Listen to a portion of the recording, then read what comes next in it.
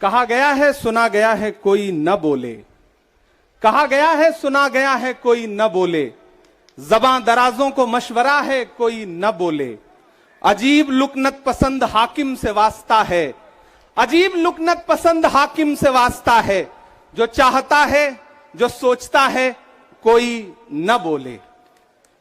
हमारी दाईं तरफ इस सदी का सबसे बड़ा फकीर सोया हुआ है।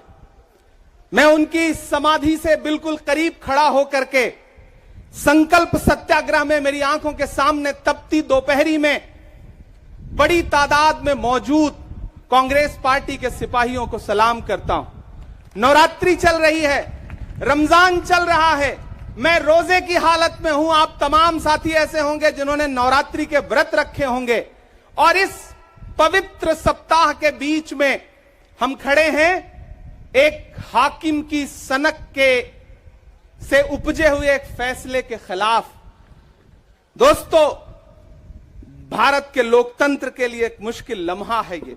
याद करिए, जब हाकिम की सनक की वजह से आप लाइनों में लग करके अपने पैसे बदलवाने के लिए बैंकों के साथियों से विनती कर रहे थे, चरौरी मिन्नत कर रहे थे, तब सबसे बड़ी आवाज बन के कौन बोल रहा था?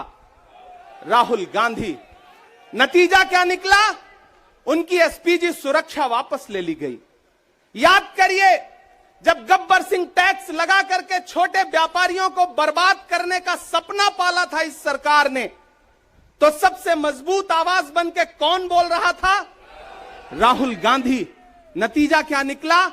हजारों करोड़ रुपए खर्च करके उनके पीछे ट्रोल आर्मी लगा दी गई। उनकी इमेज खराब करने के लिए जितने तरीके अपना सकती थी भारतीय जनता पार्टी उसने अपनाया। याद करिए कि जब राफेल के मुद्दे पर, राफेल में हुई लूट के खिलाफ एक अकेला शख्स पूरे देश में खड़ा होकर के चौकीदार से पूछ रहा था कि आपकी चौकीदारी का सवाल है, बताइए सच्चाई क्या है, तब उनके पीछे 55 घंटे उन्हें ईडी के ऑफिस में बिठा करके पूछताछ की गई। मेरे भाई, उस शख्स ने क्या गुनाह किया? क्या कसूर है उनका? उनका कसूर इतना है कि जब देश में नफरतें सर चढ़ करके बोल रही थी तो उस शख्स ने कहा कि मैं भारत जोड़ने के लिए अपने पैर के छालों की परवाह किए बगैर 4000 किलोमीटर चलूंगा। यह कसूर है राहुल गांधी का। यह कसूर है राहुल गांधी का कि वह एक शहीद पिता के बेटे हैं। यह कसूर है उनका। यह कसूर है उनका कि उनकी दादी ने इस देश की मिट्टी के लिए अपने खून का एक एक कतरा कुर्बान कर दिया। यह कसूर है उनका। आज भारतीय जनता पार्टी के लोग हाउस में खड़े होकर के, सदन शुरू होते ही 1 मिनट भी सदन नहीं शुरू हुआ रहता था और खड़े होकर के राहुल गांधी माफी मांगो के नारे शुरू कर देते थे। किस बात की माफी? क्योंकि वो भारत जोड़ रहे हैं, वो लोकतंत्र को बचाने की बात कर रहे हैं। अरे भाजपाइयों, माफी तो आपको मांगनी चाहिए। 15 लाख के झूठे जुमले के लिए माफी मांगो, बढ़ती हुई महंगाई के लिए माफी मांगो, अच्छे दिन के झूठे वादों के लिए माफी मांगो, लोकतंत्र को कुचलने के लिए माफी मांगो, महंगाई के खिलाफ माफी मांगो, 400 का सिलेंडर 1100 रुपए करने के लिए माफी मांगो, 58 रुपए का पेट्रोल 100 रुपए का करने के लिए माफी मांगो, हिंदू को मुसलमान से लड़ाने के लिए माफी मांगो, सिख को ईसाई से लड़ाने के लिए माफी मांगो। माफी तो तुम मांगो। और अगर तुम ये कहते हो कि राहुल गांधी ने विदेश में जाकर के भारत का अपमान किया, तो प्रधानमंत्री जी, मैं आपसे पूछना चाहता हूं कि जब दोहा में, शंघाई में, कैलिफोर्निया में, अमेरिका में खड़े होकर के आप कह रहे थे कि भारत तो सपेरों का देश है, भारत में पैदा होना तो पाप है, प्रधानमंत्री जी, माफी तो आपको मांगनी चाहिए। मैं आज प्रियंका दीदी को सुन रहा था, मेरी आंखों में आंसू थे उनका भाषण सुन करके। पिछले कुछ हफ्तों में 2 बार मेरी पलकें नम हुई। पहली बार तब हुई जब हम संसद भवन से तमाम सांसद निकल रहे थे और एकाएक हमने सीपीपी ऑफिस में देखा कि राहुल गांधी जी को 2 साल की सजा दे दी गई। उन लम्हों में मेरी आंख में आंसू थे। मैं शायर हूं तो मैं भावुक हूं, शायद इसलिए मेरी आंखें नम हो जाती हैं ऐसे लम्हों में। आज जब प्रियंका जी बोल रही थी तो मैं उन्हें सुनकर के भी मैं नम हो गया। यह जुल्म है कि जुल्म को कहता हूं साफ जुल्म। यह जुल्म है कि जुल्म को कहता हूं साफ जुल्म। क्या जुल्म कर रहा हूं? मुझे मार दीजिए। जो जख्म बांटते हैं उन्हें जीस्त पे है हक। मैं फूल बांटता हूं, मुझे मार दीजिए। फिर उसके बाद हिंदुस्तान वालों, फिर उसके बाद शहर में नाचेगा हू का शोर, फिर उसके बाद शहर में नाचेगा हू का शोर। मैं आखिरी सदा हूं, मुझे मार दीजिए। मेरे भाई, इस देश के लोकतंत्र को बचाने के लिए जो सबसे बड़ी आवाज है इस देश के, उसको मारने की, उसको कुचलने की जो कोशिश है, उसके खिलाफ आपको खड़ा तो होना पड़ेगा, आपको बोलना तो पड़ेगा। मैं कभी कभी सोचता हूं कि जब मैं कभी समाधि पर जाऊं तो क्या मुंह दिखाऊंगा महात्मा गांधी को, मैं क्या मुंह दिखाऊंगा राजीव जी को, हम क्या मुंह दिखाएंगे इंदिरा जी को, कि उनके वारिस के साथ, उनके घर के चश्मो चिराग के साथ इस तरह की अपमानजनक बातें की जा रही हैं और देश खामोश बैठा है। सवाल आपसे है, सवाल यहां बैठे हुए लोगों से नहीं है, सवाल आपसे है जो आप कांग्रेस की मोहब्बत में यहां आए हुए। मैं आपको सलाम करता हूं, मैं जानता हूं आप राहुल गांधी जी से मोहब्बत करते हैं, कांग्रेस पार्टी से मोहब्बत करते हैं, प्रियंका दीदी के सम्मान में आए हुए हैं, खड़गे साहब के सम्मान में आए हुए हैं, मैं जानता हूं, वरना इस तपती दोपहरी में व्रत रख के, रोजा रख करके कौन परेशान होने के लिए आता। आपको मोहब्बत है पार्टी से, लेकिन नया पाने की चाहत में पुराना छूट जाता है। तुझे अपनाऊं तो मुझसे जमाना रूठ जाता है। मोहब्बत पढ़ने लिखने में बहुत आसान है, लेकिन मोहब्बत को निभाने में पसीना छूट जाता है। मैं जानता हूं कि आप पसीने के बीच भी, आप तपती दोपहरी के बीच भी यहां बैठे हैं। क्यों? क्योंकि आपके मन में पीड़ा है। आप देख रहे हैं कि लोकतंत्र को किस तरह से कुचला जा रहा है।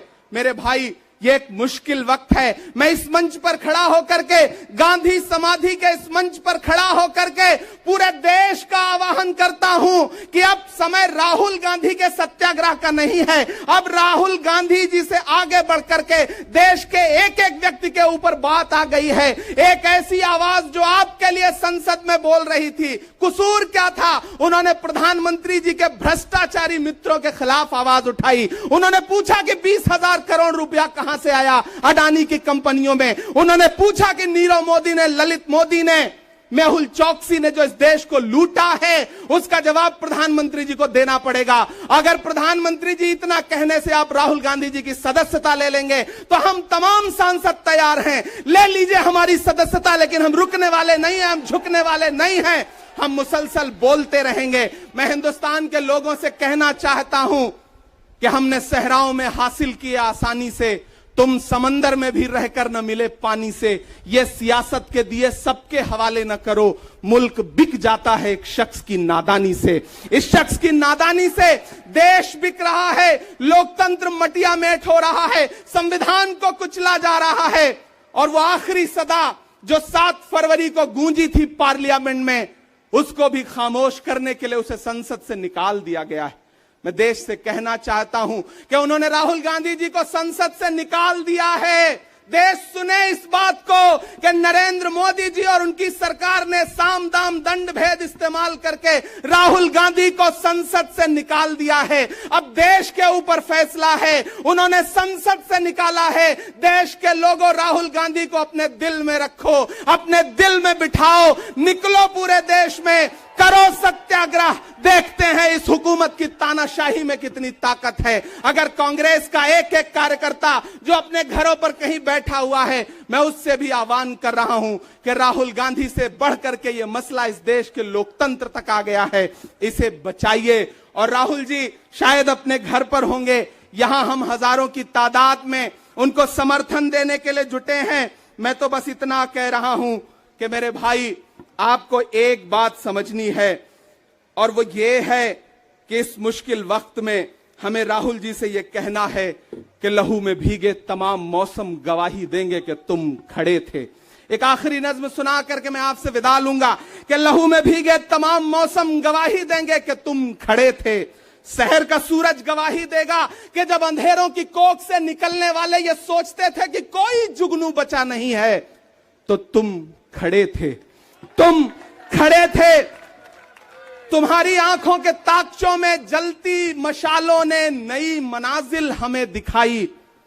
तुम्हारे भाई, तुम्हारी बहनें, तुम्हारी माएं, तुम्हारी मिट्टी का जर्रा जर्रा गवाही देगा कि तुम खड़े थे।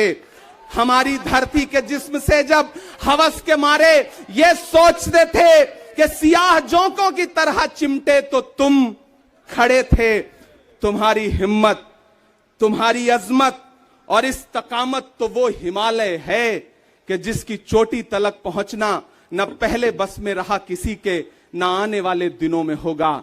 सो आने वाली तमाम नस्लें गवाही देंगी कि तुम खड़े थे, कि तुम खड़े थे।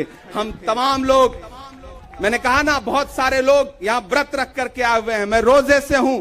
हम तमाम लोग इस देश के लोकतंत्र को बचाने के लिए राहुल गांधी जी के साथ अलल ऐलान खड़े हैं, खड़े रहेंगे और एक एक सांस तक उनके साथ खड़े रहेंगे। ये हमारा राहुल गांधी जी से वादा है, जिसे खौफ नहीं है मुरझाने का। हम उस गुल के साथ खड़े हैं, कैसा भी दौर आए, लेकिन हम राहुल के साथ खड़े हैं। कल भी खुलकर साथ खड़े थे, आज भी खुलकर साथ खड़े हैं। कैसा भी दौर आए, लेकिन हम राहुल के साथ खड़े हैं। शुक्रिया।